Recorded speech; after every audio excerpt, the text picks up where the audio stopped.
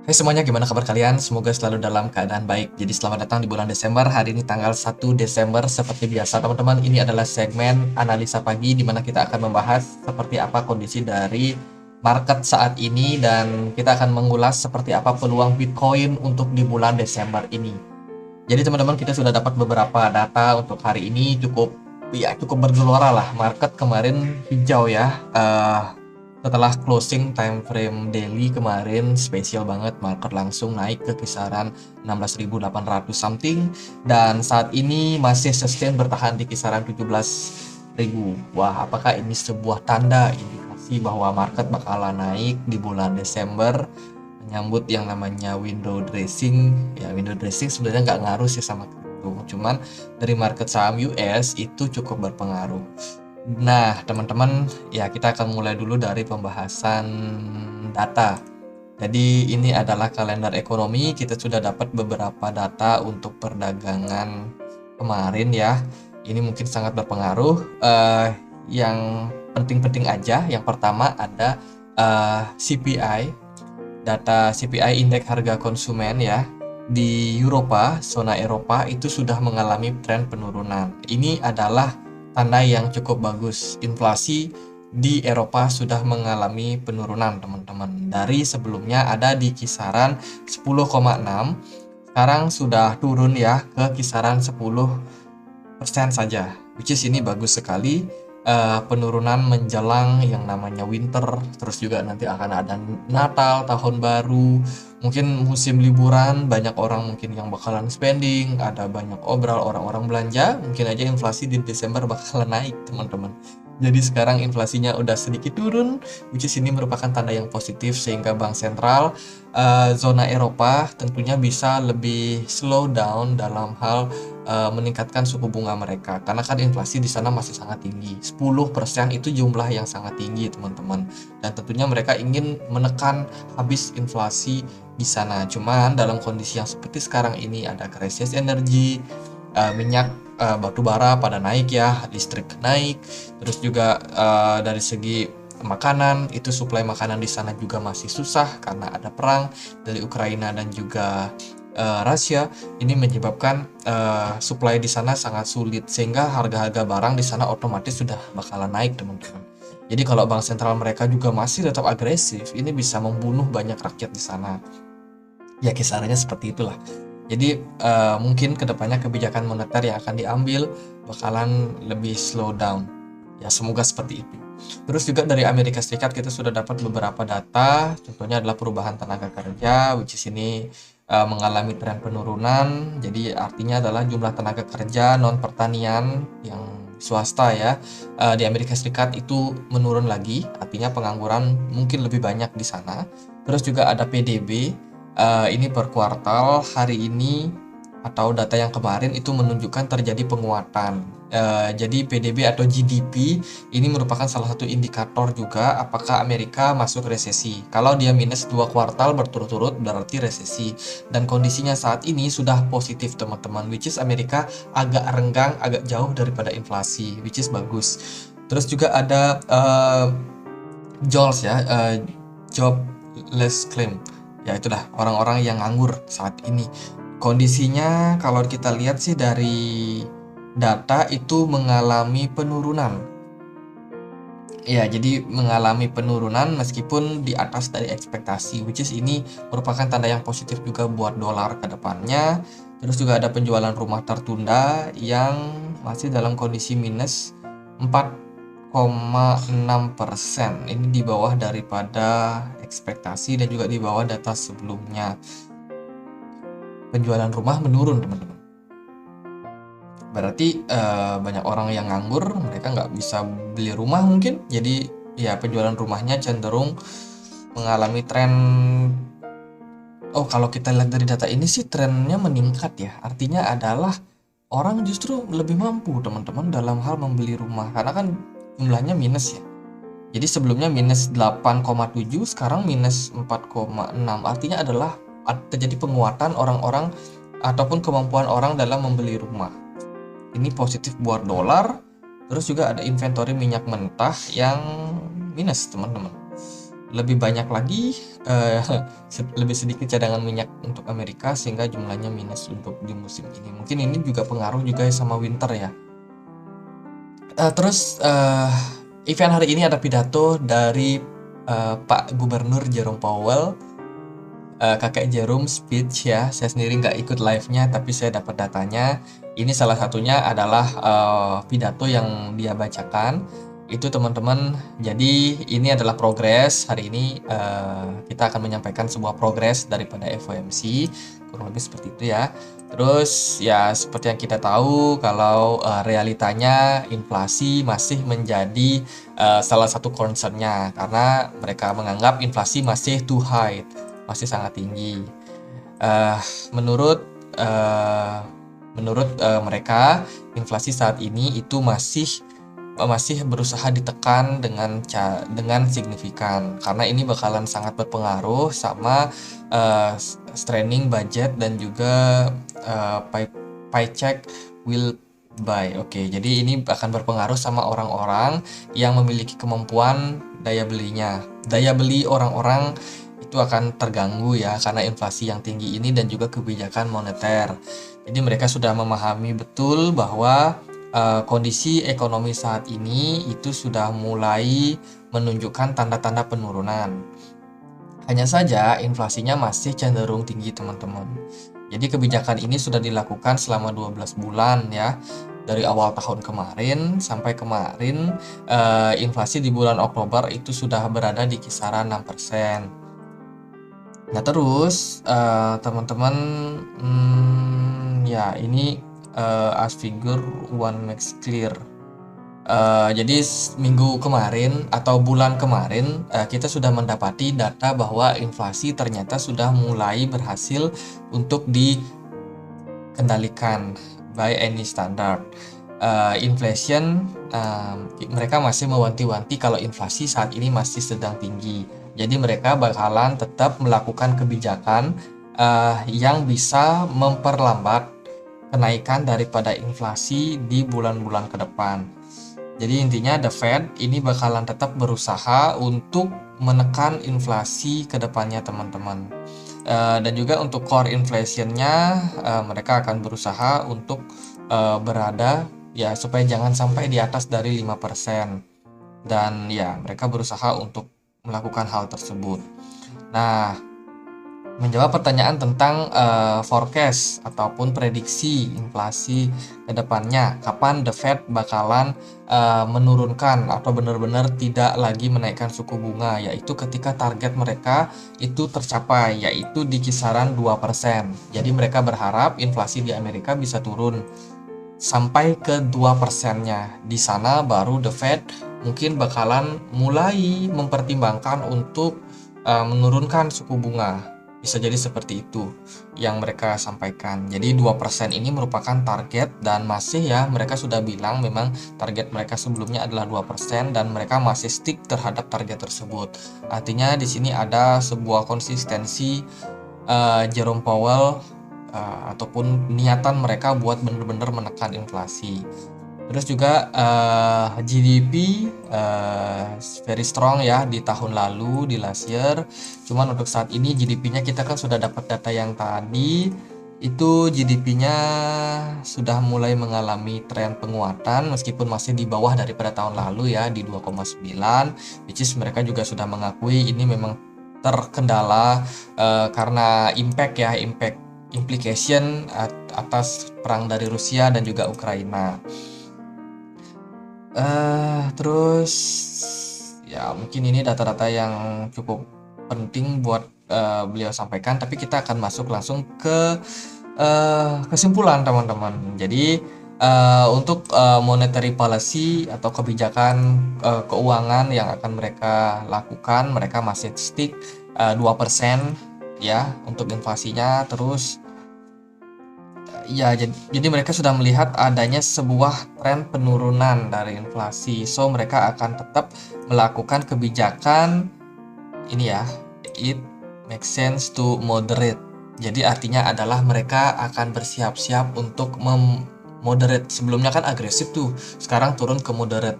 Mungkin kedepannya bakalan konservatif. Artinya adalah sudah ada indikasi bahwa the Fed bakalan sedikit moderate dalam hal menaikkan suku bunga, which is ini merupakan sebuah tanda atau indikasi bahwa the Fed kemungkinan bakalan lebih soft dalam hal menaikkan suku bunga, dan itu akan kita lihat soon, segera di bulan Desember, di meeting bulan Desember. Jadi kurang lebih itu pidato yang disampaikan oleh Jerome Powell. Kalau hal tersebut memang benar-benar terjadi, artinya adalah teman-teman kita mungkin bakalan melihat suku bunga The Fed bakalan lebih moderate di bulan Desember nanti, kenaikan di bulan Desember nanti.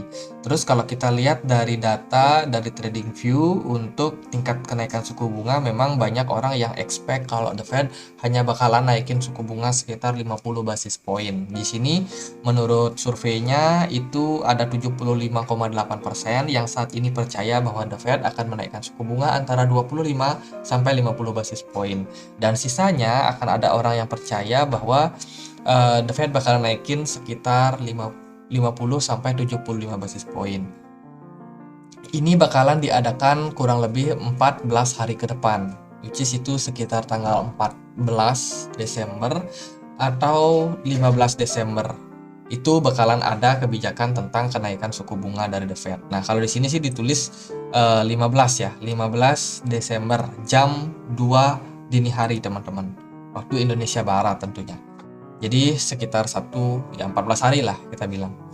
Nah, ini berdampak cukup positif ya.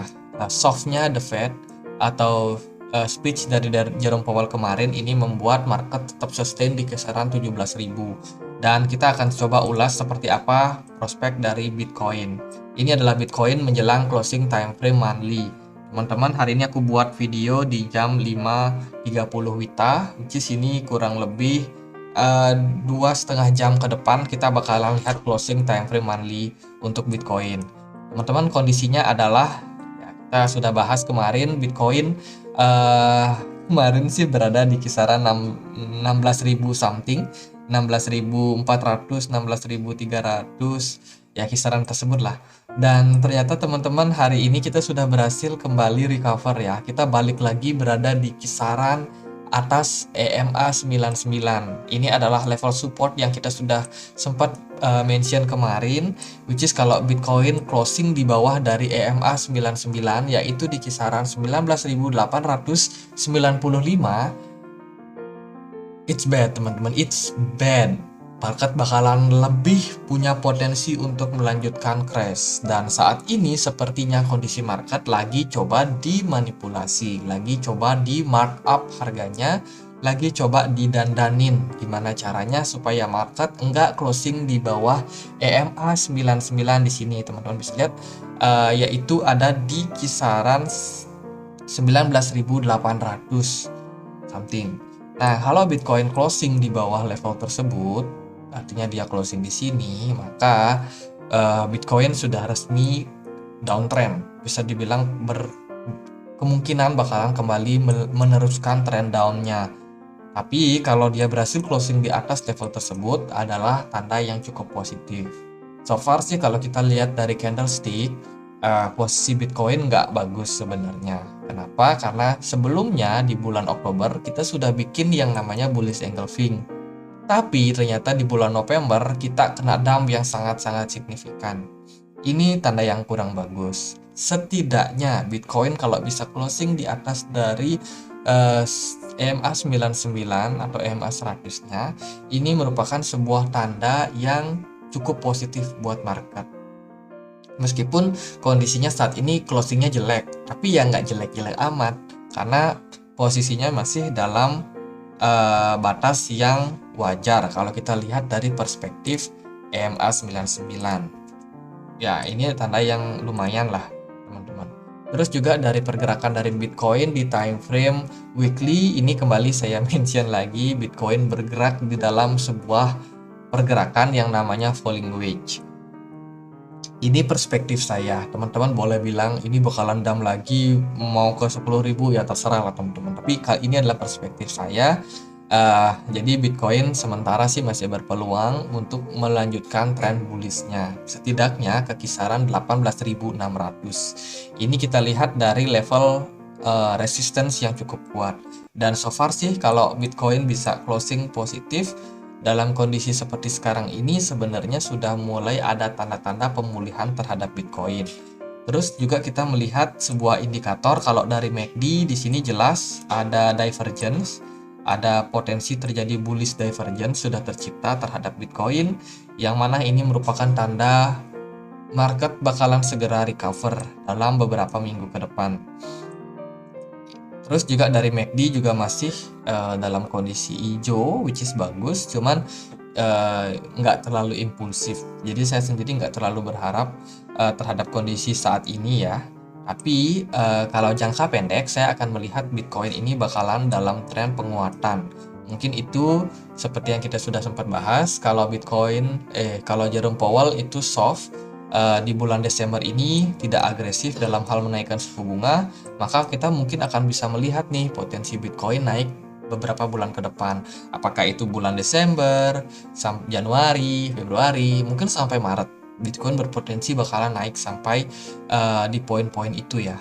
Perkiraan saya bisa naik sih sampai kisaran 18.500 something. Ya nggak terlalu signifikan, tapi kenaikan itu sudah cukup bisa mengobati teman-teman yang mungkin sangkut di level atas ini.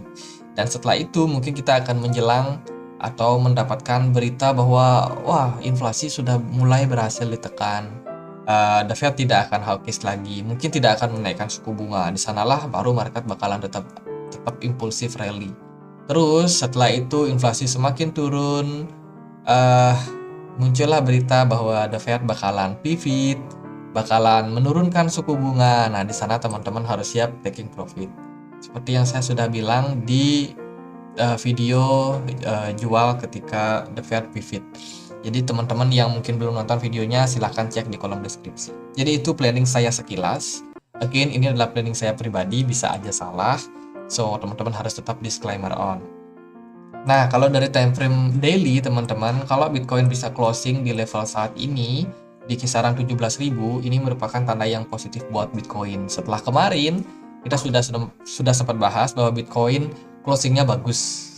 Bullish engulfing ya cukup positif, dia keluar break up daripada channel yang terbentuk di sini dan langsung dalam tren impulsif ya, tren penguatan yang juga sangat signifikan.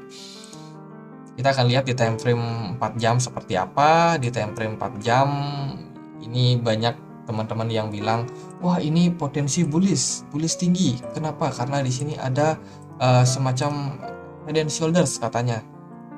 Well, saya nggak terlalu expect ini adalah inverse head and shoulders. Cuma kalau memang benar ini terjadi, ya teman-teman bisa lihat target kenaikan kita. Mungkin kita bisa tarik sini ke sini, kita akan pindahkan. Sorry ya, ini gambarnya mungkin agak rame dan hanya bisa dimengerti oleh saya.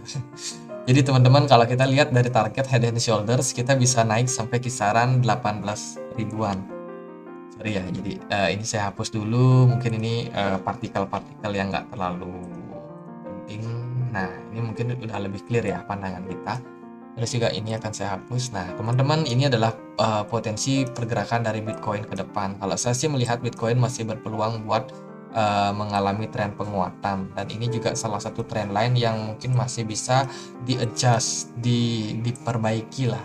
Mungkin kalau ya kita masih harus menyesuaikan di mana kira-kira Bitcoin bakalan membentuk yang namanya swing high baru. Kalau dia di sini mentok di kisaran 17.800, berarti di sini ini masih bisa di-adjust sebelum akhirnya falling wedge tercipta, dan saya masih melihat bahwa Bitcoin bakalan dalam tren penurunannya nanti itu di bulan Februari atau Maret. Jadi which is tahun depan ya. Semoga sih di tahun ini kita masih bisa dikasih positif dulu. Yang lain teman-teman bisa lihat RSI saat ini sudah berada di level overbought. Jenuh beli ya. Orang-orang udah banyak panik beli.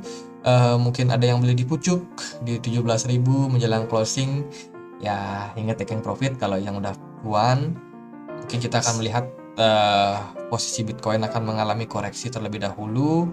Dan untuk indikasi yang lain, Bitcoin bisa aja dia masih bergerak di dalam sebuah tren Ini ya teman-teman, ini adalah sebuah triangle. Kalau teman-teman perhatikan, symmetrical triangle, dia sudah berhasil breakout.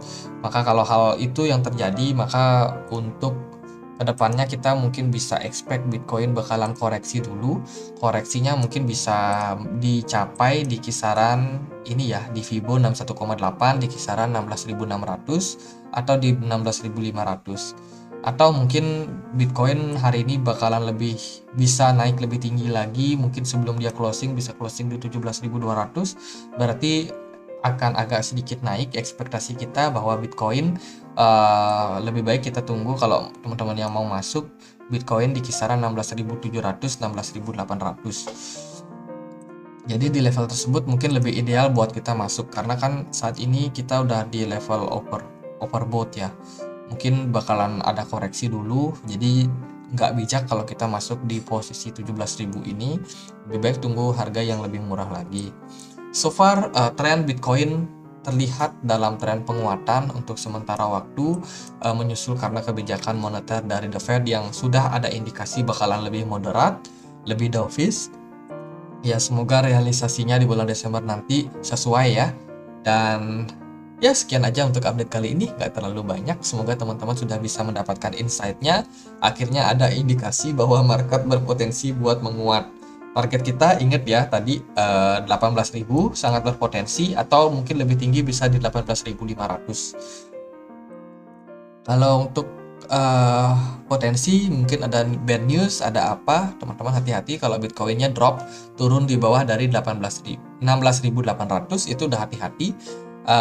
Ya mungkin dia turun sampai 16.600 16.500 itu udah nggak sehat buat Bitcoin. Jadi so far kalau Bitcoin bisa maintain di harga 17.000 adalah tanda yang positif. Sekian aja teman-teman, semoga bisa bermanfaat, dan akhir kata saya Andre, makasih.